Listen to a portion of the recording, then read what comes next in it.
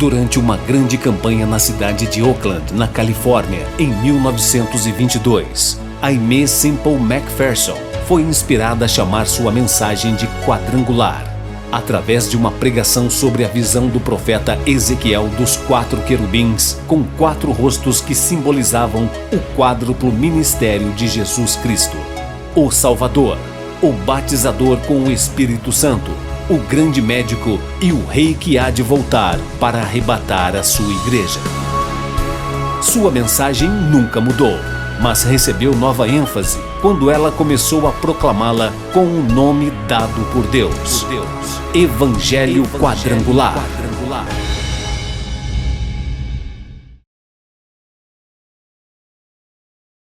Na carta a Tito, capítulo 3, versículo 9 e 10, o apóstolo Paulo escreve: mas não entre em questões loucas, genealogias e contendas, e nos debates acerca da lei, porque são coisas inúteis e vãs.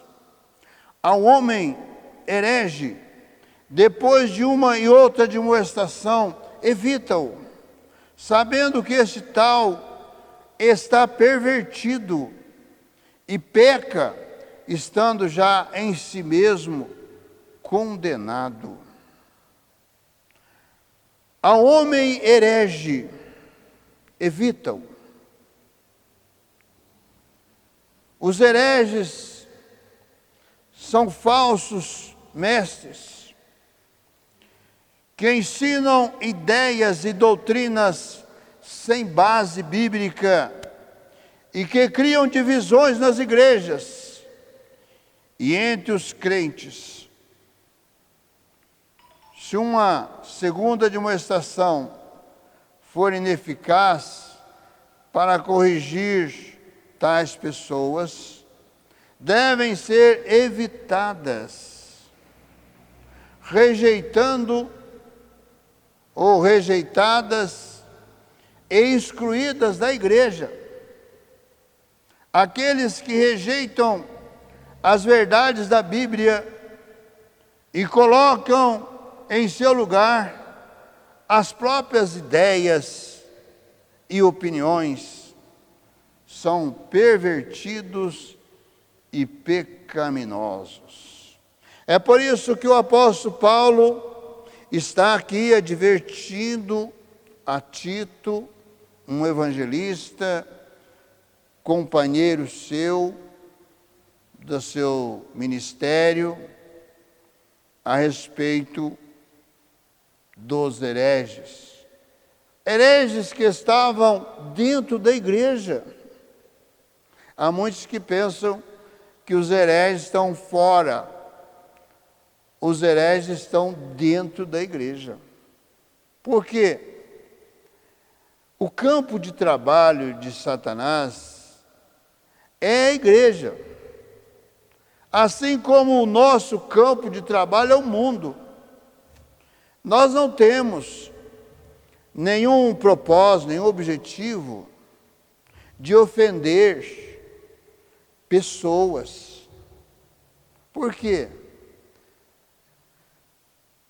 Todos, sem exceção, independentemente do que estão crendo, do que estão praticando, precisam do Evangelho de Cristo. E é por isso que nós estamos pregando para as pessoas. E muitas vezes estamos citando aqui alguns movimentos heréticos. É porque a palavra de Deus, ela combate a heresia.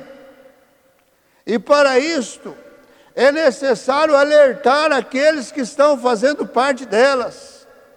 É necessário, como declara aqui o apóstolo Paulo, que dequitando o herege no meio da igreja, ele deve ser corrigido, chamada a sua atenção de que aquela prática está contrária ao Evangelho de Cristo, a palavra de Deus.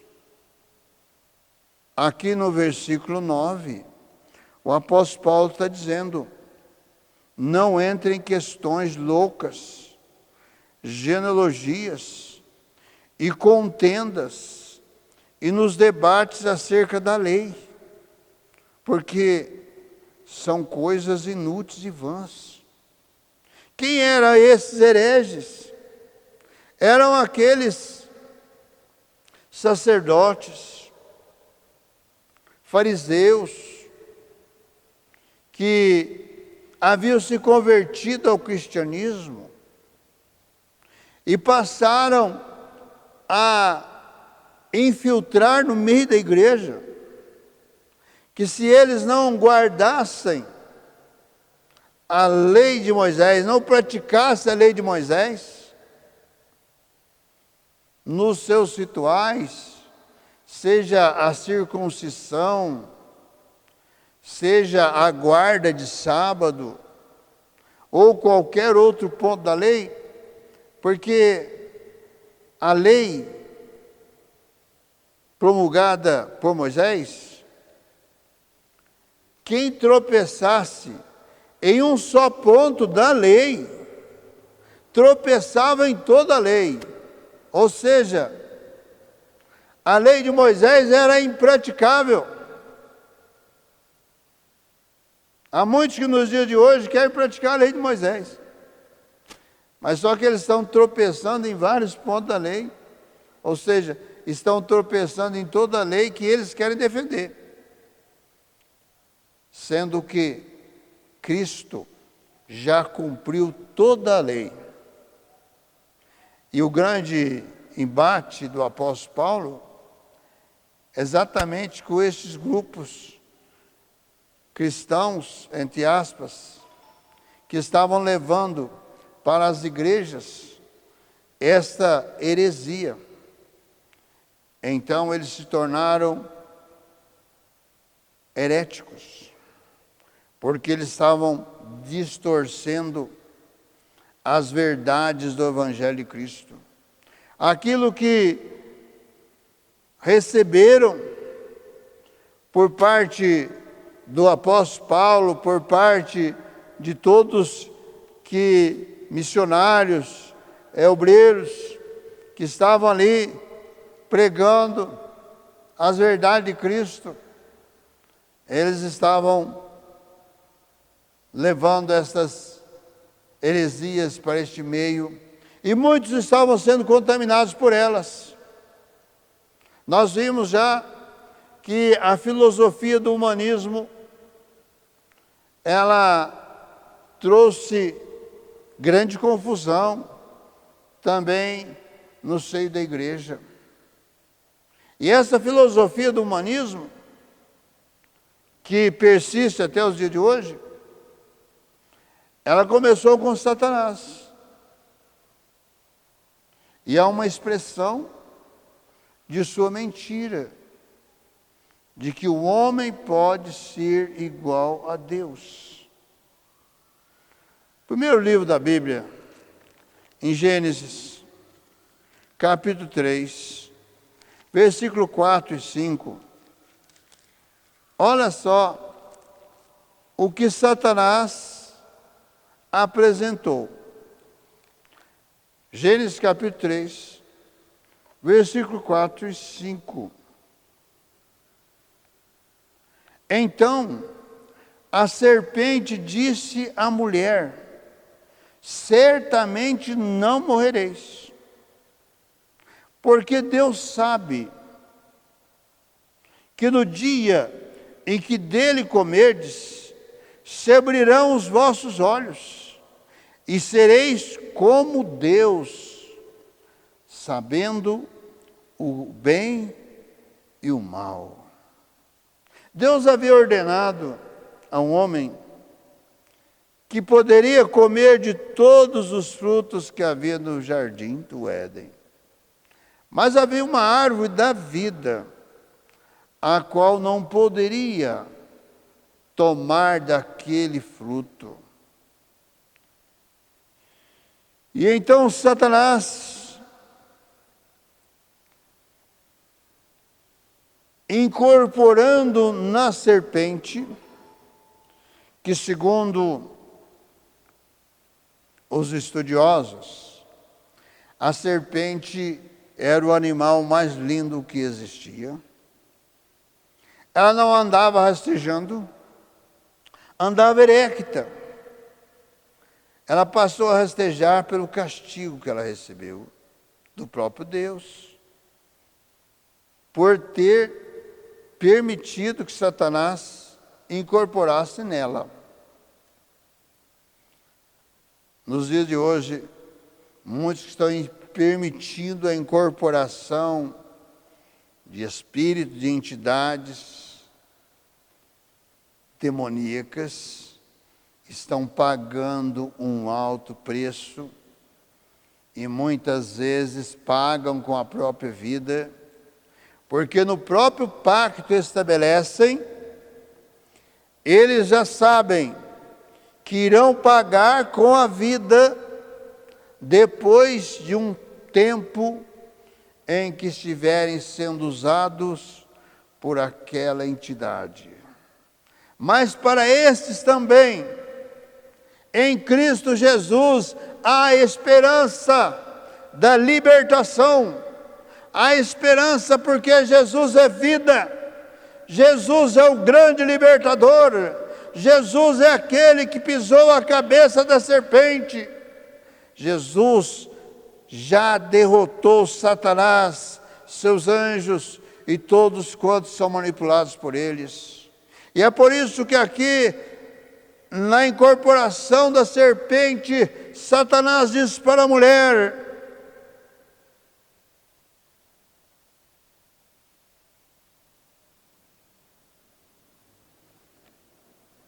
porque Deus sabe que no dia em que dele comerdes, se abrirão os vossos olhos, e sereis como Deus, sabendo o bem e o mal.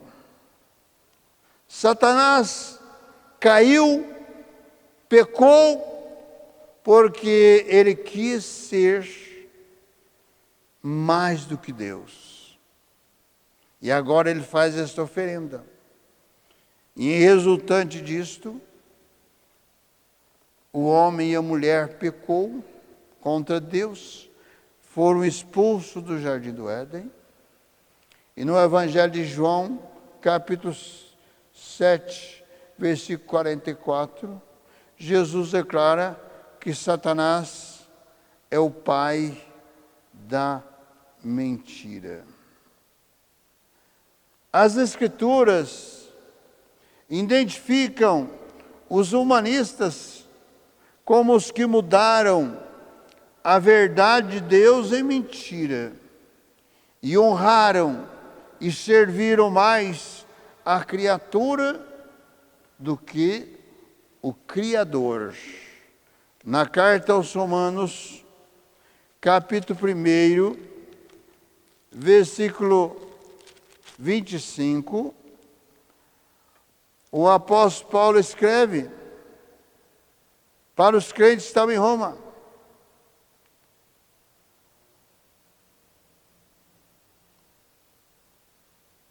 pois mudaram a verdade de Deus em mentira, e honraram e serviram mais a criatura do que o Criador, que é bendito eternamente. Amém. Pelo que Deus os abandonou às paixões infames, porque até as suas mulheres mudaram o uso natural, no contrário à natureza. E semelhantemente também os varões, deixando o uso natural da mulher, se inflamaram em suas sensualidades uns para com os outros,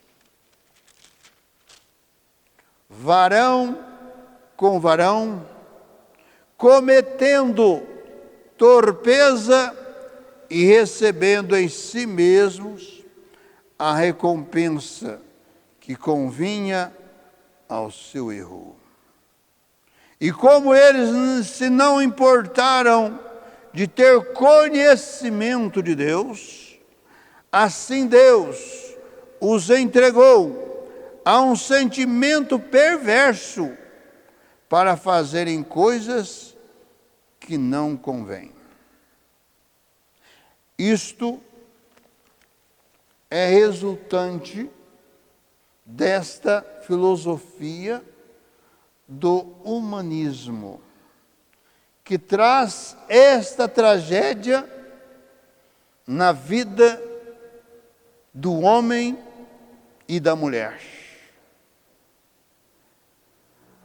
Em 1 Timóteo capítulo 4, versículo 1, o apóstolo Paulo escreve: mas o Espírito expressamente diz que, nos últimos tempos, apostatarão alguns da fé, dando ouvidos a espíritos enganadores e a doutrinas de demônios. Aqui o apóstolo Paulo está fazendo uma declaração de uma revelação do Espírito Santo de Deus para os nossos dias. É o Espírito Santo que estava há quase 2000 anos revelando ao apóstolo Paulo o que estaria acontecendo em nossos dias.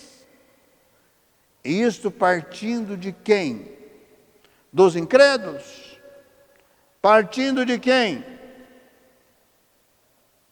Daqueles que já tiveram conhecimento do Evangelho de Cristo. Daqueles que já experimentaram a fé em Cristo. Daqueles que se tornaram muitas vezes líderes religiosos admiráveis, pelas obras que realizaram pelo nome do Senhor Jesus Cristo. Homens que usaram e foram usados por Cristo, mas em dado momento da sua trajetória, eles deram lugar a espíritos enganadores e a doutrinas de demônios. O que seria a doutrina de demônios? Seria aquelas doutrinas contrárias às verdades do Evangelho, a doutrina contrária a Jesus, as heresias sobre Jesus, é a negação de sua divindade. Não aceitam que Jesus é Deus. Alguns grupos sugerem que Jesus era apenas um homem tão bom que foi adotado como filho de Deus. Outros sugerem que ele foi a primeira criação de Deus, ou seja, o primeiro anjo criado, porque todos os anjos foram criados por Deus, e se ele foi o primeiro, então foi o primeiro anjo a ser criado. Isso faz parte da doutrina do adocionismo, do arianismo, dos ebionitas e das testemunhas de Jeová, que batem aí de porta em porta. Negação de sua humanidade. Jesus apenas aparentava ser humano. Jesus era apenas espírito. Sua aparência física era apenas uma ilusão. Ele não morreu realmente. Isto é a doutrina do gnosticismo. A Bíblia ensina que Jesus é Deus e homem ao mesmo tempo. Ele foi a manifestação de Deus na terra, conforme escreve o apóstolo Paulo na carta aos Filipenses, capítulo 2, da carta aos Filipenses, versículos 5 a 8, o apóstolo Paulo escreve, Filipenses capítulo 2, versículos 5 a 8, olha o que o apóstolo Paulo escreve: de sorte que haja em vós mesmos, ou seja, de sorte que haja em vós o mesmo sentimento que houve também em Cristo Jesus, que sendo em forma de Deus, não teve por usurpação ser igual a Deus, mas aniquilou-se a si mesmo, tomando a forma de servo, fazendo-se semelhante aos homens, e achado na forma de homem, humilhou-se a si mesmo, sendo obediente até a morte, e a morte de cruz. Satanás quis ser igual a Deus, mas Jesus se humilhou até a morte, e morte de cruz, para oferecer a Deus um sacrifício perfeito, porque Jesus não tinha pecado. Jesus foi gerado sem pecado, foi gerado do Espírito Santo, tomou a forma humana, porque caso contrário, como que poderíamos servir Jesus? Jesus sofreu, padeceu como homem, todas as tentações, inclusive de Satanás, para que ele desistisse sua caminhada, do seu propósito para o qual ele veio, para a redenção do mais vil dos pecadores. Creia neste Cristo vivo e poderoso, não dê crédito às heresias, não dê créditos àqueles que distorcem a palavra de Deus, não dê crédito aos falsos mestres, aos falsos profetas, que podem ter sabedoria humana, mas não têm sabedoria de Deus, porque não tem o Espírito Santo de Deus, mas sim espíritos contrários aos propósitos de Deus. Que você não esteja fazendo parte deste grupo, mas que você esteja na fé em Jesus Cristo, que tem a promessa, a garantia da vida eterna para todo aquele que nele crê.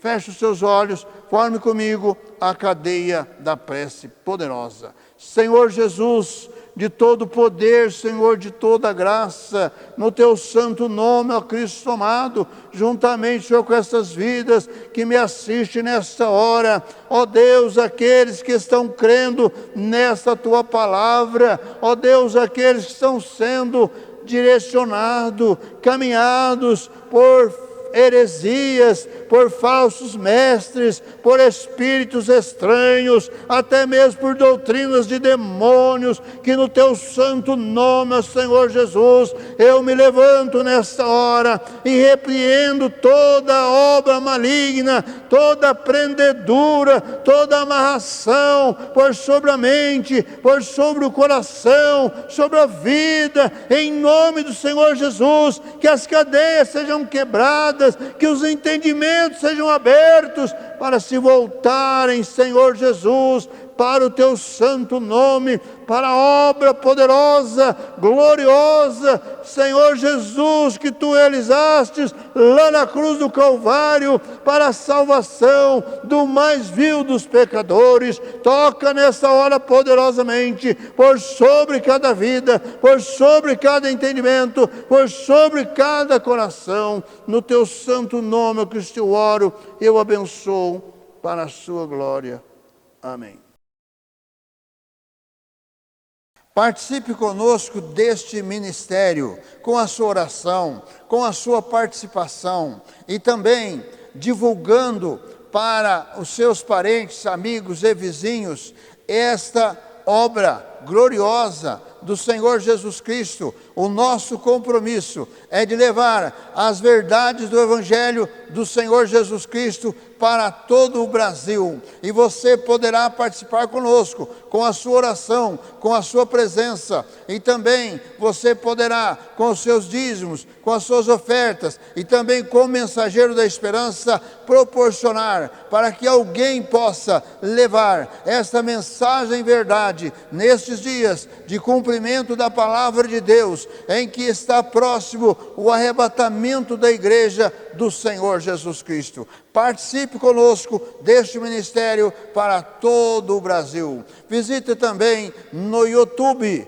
Programa Cristo Esperança Nossa. E também faça a sua inscrição ali no nosso canal no YouTube. Na barra do nosso vídeo está lá para você fazer a sua inscrição. E também visite o nosso site www.quadrangularidependente.com.br. Ali tem todas as informações a respeito da nossa obra. E também todos os domingos às 18h30, noite da bênção para a família. Venha colocar a sua família no altar de Deus, para que haja vitória na sua casa, no seu lar, na sua família. Todos os domingos, 18h30, em nossa sede nacional, a Rua Olegário Maciel, número 155, no bairro de Vila Cruz. E às quintas-feiras,